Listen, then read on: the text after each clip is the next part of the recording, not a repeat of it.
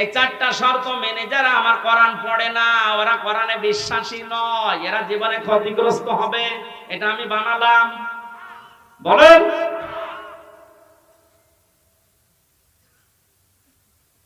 কুষ্টিয়া বিশ্ববিদ্যালয়ে প্রথম যখন ফার্স্ট ইয়ারে 10 সালে ভর্তি হয়, ওই সময় কুষ্টিয়ার মডেল থানার ওসি আসাদুজ্জামান আমাকে বলেছিল, হুজুর আমারে পড়ান।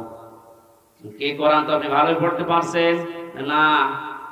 মানে প্রথম বললাম সূরা ফাতিহা পড়ে শোনান তো, একেবারে গ্রামার যা আছে সব ওনার প্রায় আয়াত আছে, সুন্দর করে তেলাওয়াত করে আমারে শুনিয়েছে। বললাম আপনারে পড়াবো কি? পড়াতে হচ্ছে।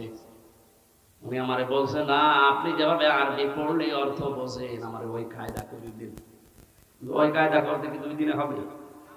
যতদিন লাগে আমি ওইটা পড়তে চাই। আমি যেমন ইংরেজি পড়লেই বুঝি যে কি বললাম, আরবি পড়লেই যেন আমি বুঝতে পারি যে আমি কি বললাম, ওটা জানার অর্থ